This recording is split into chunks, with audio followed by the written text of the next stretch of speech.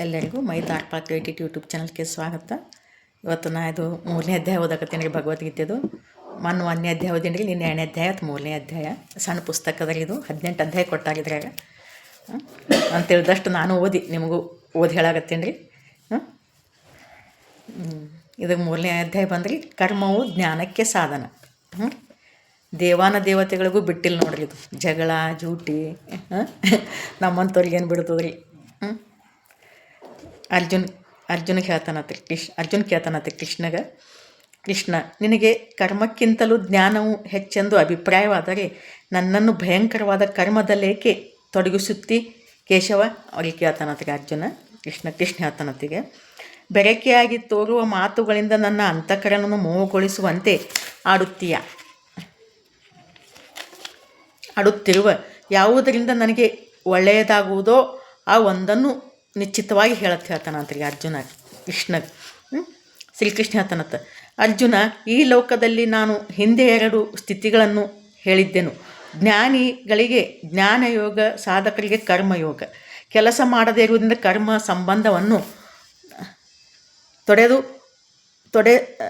ತೊಡೆದು ಹಾಕಲಾಗುವುದಿಲ್ಲ. ಕರ್ಮಗಳನ್ನು ಬಿಟ್ಟ ಮಾತ್ರದಿಂದಲೇ ಸಿದ್ಧಿಯನ್ನು ಪಡೆಯುವುದೂ ಸಾಧ್ಯವಿಲ್ಲ.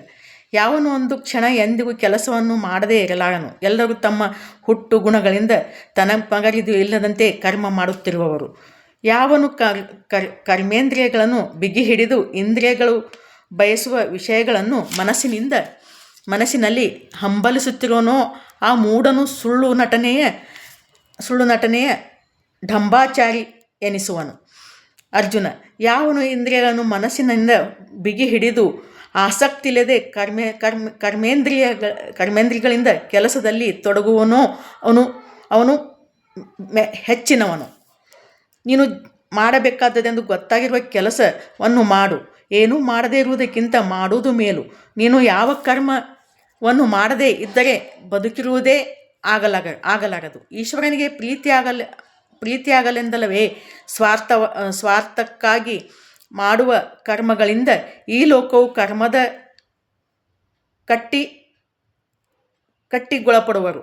ಅರ್ಜುನ, ಫಲವನ್ನು ಬಯಸದೆ ಈಶ್ವರನಿಗೆ ಪ್ರೀತಿಯಾಗಲೆಂದು ಕರ್ಮವನ್ನು ನಡೆಸು. ಯಜ್ಞಗಳೊಡನೆ ಜನರನ್ನು ಹುಟ್ಟಿಸಿ ಹಿಂದೆ ಬ್ರಹ್ಮನು ಹೇಳಿದ್ದೇನೆಂದರೆ, ಇದರಿಂದ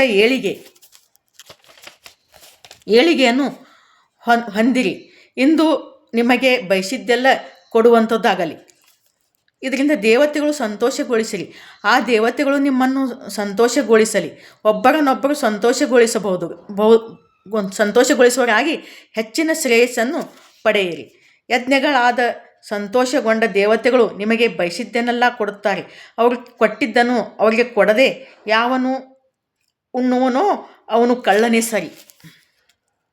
ಯಜ್ಞಗಳನ್ನು ಮಾಡಿ ಉಳಿದಿದ್ದನ್ನು ಉಣ್ಣುವವರು ಎಲ್ಲಿ ಪಾಪಗಳಿಂದಲೂ ಬಿಡುಗಡೆಯನ್ನು ಹೊಂದುತ್ತಾರೆ.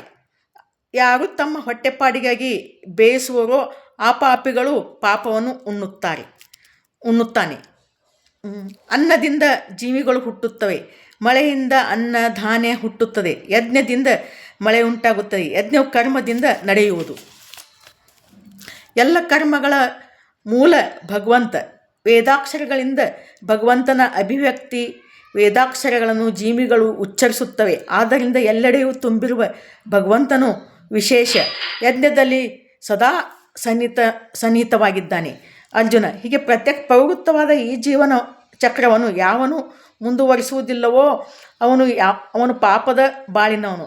ಇಂದ್ರಿಯಗಳೊಡನೆ ವಿನೋದ ಮಾಡುವವನೂ ಆಗುವುದರಿಂದ ಅವನ ಬದುಕು ವ್ಯರ್ಥ. ಯಾವ ಮನುಷ್ಯನು ಪರಮಾತ್ಮನಲ್ಲೇ ಪ್ರೇಮವುಳ್ಳವನಾಗಿ ಪರಮಾತ್ಮನಿಂದ ತೃಪ್ತನಾಗಿ ಆತನಲ್ಲಿಯೇ ಸಂತೋಷಗೊಳ್ಳುತ್ತಿರುವವನೋ ಅವನು ಮಾಡಬೇಕಾದದ್ದೇನೂ ಇಲ್ಲ. ಅವನಿಗೆ ಮಾಡಿದ್ದರಿಂದಲೂ ಪ್ರಯೋಜನ ಇಲ್ಲ. ಬಿಟ್ಟಿದ್ದರಿಂದ ಈ ಲೋಕದಲ್ಲಿ ಯಾವ ಹಾನಿಯೂ ಇಲ್ಲ. ಅವನಿಗೆ ಪ್ರಪಂಚದ ಯಾವ ಜೀವಿಯಿಂದಲೂ ಯಾವ ಪ್ರಯೋಜನದ ಅಪೇಕ್ಷೆಯೂ ಇಲ್ಲ. ಆದ್ದರಿಂದ ಯಾವಾಗಲೂ ನಿನ್ನ ಕೆಲಸವನ್ನು ಫಲದಾಸೆ ಇಲ್ಲದೆ ಮಾಡು. ಫಲದಾಸೆ ಇಲ್ಲದೆ ಕರ್ಮವನ್ನು ಮಾಡಿದವನು ಪರಮಾತ್ಮನನ್ನು ಪಡೆಯುತ್ತಾನೆ. ಯಾವುದೇ ಕೆಲಸ ನಾವು ಆಸೆ ಇಲ್ಲಾರ್ದೆ ಮಾಡ್ಬೇಕಂತ್ರಿ, ಫಲಾಪೇಕ್ಷೆ ಇಲ್ಲಾರ್ದೆ ಮಾಡಬೇಕು. ಅಂದರೆ ಪರಮಾತ್ಮನ ವಿಷಯಗಳನ್ನು ಪಾತ್ರ ಆಗ್ತೀವಿ, ನಮ್ಮನ್ನು ಒಲಿತಾರೆ ಅಂತ ಹೇಳ್ತಾರೆ ಅವರು. ಆ ಜನಕನೇ ಮೊದಲಾದವರು ಕರ್ಮದಿಂದಲೇ ಜ್ಞಾನಸಿದ್ಧಿಯನ್ನು ಹೊಂದಿದರು. ಜನರಿಗೆ ದಾರಿಯನ್ನು ತೋರಿಸಬೇಕೆನ್ನುವುದಾದರೂ ಮನಸ್ಸಿಗೆ ತಂದು ನೀನು ಕರ್ಮವನ್ನು ಮಾಡತಕ್ಕದ್ದು. ದೊಡ್ಡವನೆನಿಸಿಕೊಂಡವನು ಏನೇನು ಮಾಡುತ್ತಾನೋ ಉಳಿದವರು ಅದನ್ನೇ ಮಾಡುತ್ತಾರೆ. ಅವನು ಯಾವುದನ್ನು ಸರಿ ಎಂದು ತಿಳಿದು ಮಾಡುತ್ತಾನೋ ಜನರು ಅದನ್ನು ಹಿಂಬಾಲಿಸುತ್ತಾರೆ. ಅರ್ಜುನ, ನಾನು ಮಾಡಬೇಕಾದದ್ದೇನು? 3 ಲೋಕದಲ್ಲಿಯೂ ಏನೇನೂ ಇಲ್ಲ. ನಾನು ಕರ್ಮದಿಂದ ಪಡೆಯಬೇಕಾದ್ದು ಏನೂ ಇಲ್ಲ. ಆದರೂ ನಾನು ಕರ್ಮದಲ್ಲಿ ತೊಡಗಿಕೊಂಡಿದ್ದೇನೆ.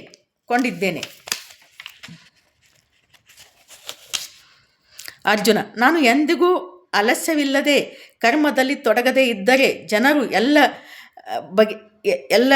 ಎಲ್ಲ ಬಗೆಯಿಂದಲೂ ನನ್ನ ದಾರಿಯನ್ನು ಹಿಂಬಾಲಿಸಿ ಆಲಸ್ಯರಾಗಿ ಬಿಡುತ್ತಾರೆ. ನಾನು ಕರ್ಮಗಳನ್ನು ಮಾಡದೆ ಹೋದರೆ ಈ ಲೋಕಗಳು ಹಾಳಾದವು. ನಾನು ಧರ್ಮದ ಕೆಲ ಬೆಳಕಿಗೂ ಕಾರಣನಾದೆನು. ಈ ಜನಪತನಕ್ಕೆ ಕಾರಣವೇನು? ಅರ್ಜುನ, ತಿಳಿಯದವರು ಫಲದಾಸೆಯಿಂದ ಕರ್ಮವನ್ನು ಹೇಗೆ ಮಾಡುತ್ತಾರೋ ಹಾಗೆಯೇ ತಿಳಿದವನು ಜನರಿಗೆ ಮಾದರಿಯಾಗಬೇಕೆಂದು ಫಲದಾಸೆ ಇಲ್ಲದೆ ಮಾಡಬೇಕು.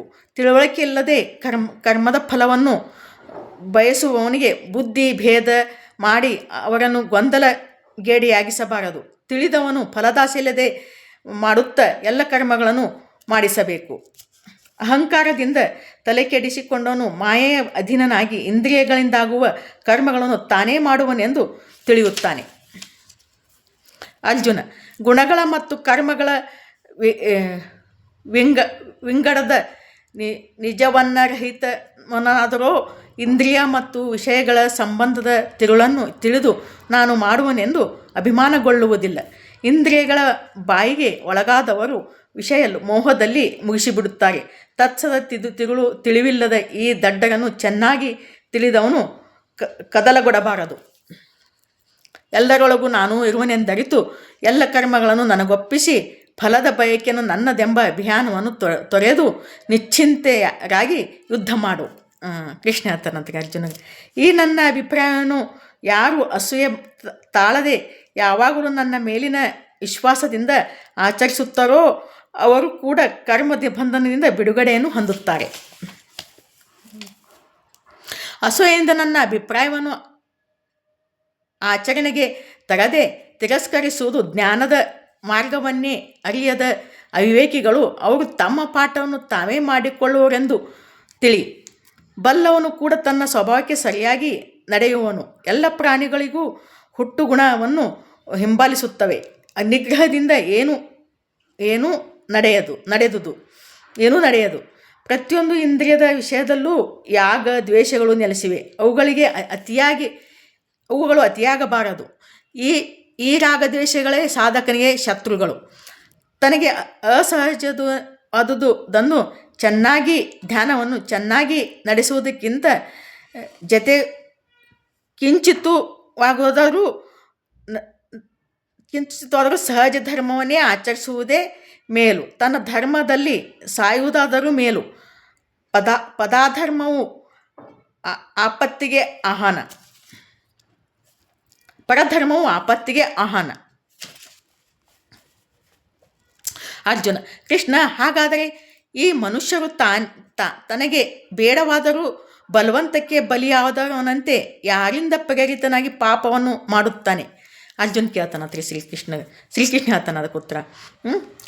ರಜೋಗುಣದಿಂದ ಹುಟ್ಟಿದ ಸಿಟ್ಟಿಗೂ ತವರಾದ ಈ ಬಯಕೆ ಇದಕ್ಕೆಲ್ಲ ಕಾರಣ. ಎಷ್ಟು ತಿಳಿಸಿದರೂ ಇನ್ನಷ್ಟು ಬೇಕೆನಿಸುವ ಮಹಾಪಾಪಿ ಈ ಬಯಕೆಯನ್ನು ಬಾಳಿನಲ್ಲಿ ದೊಡ್ಡ ಹಗೆ ಎಂದು ತಿಳಿ.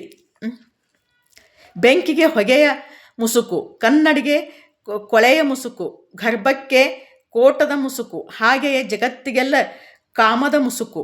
ಅರ್ಜುನ, ತಿಳಿದವರ ನಿತ್ಯ ಶತ್ರುವಾದ ಎಷ್ಟು ತಿನಿಸಿದರೂ ಸಾಕೆನಿಸದ ಈ ಕಾಮದ ಮುಸುಕಿನಿಂದ ಕೆಲವು ಈ ಕಾಮದ ಮುಸುಕಿನಿಂದ ತಿಳಿವು ಮರೆಯಾಗಿದೆ. ಇಂದ್ರಿಯಗಳು, ಮನಸ್ಸು, ಬುದ್ಧಿ ಇವೇ ಕಾಮದ ವಾಸಸ್ಥಾನ ಇವುಗಳ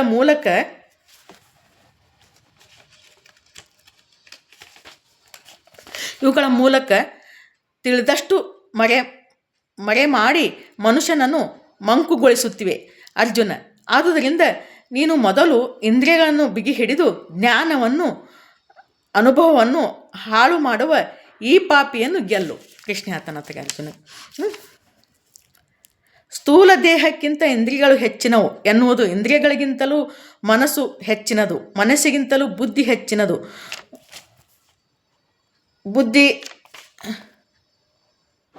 ಬುದ್ಧಿಗೂ ನಿಲುಕದೆ ಆದರಾಚೆ ಇರುವುದೇ ಭಗವಂತ. ಈ ಶ್ರೀ ಮದ್ಭಗವದ್ಗೀತಾ ಉಪನಿಷತ್ತು ಬ್ರಹ್ಮ ವಿದ್ಯಾಯಂ ಭೋಗ ಪಾಸ್ತ್ರೇ ಶ್ರೀಕೃಷ್ಣಾರ್ಜುನ ಸಂವಾದೆ ಕರ್ಮ ಯೋಗೋ ನಾಮ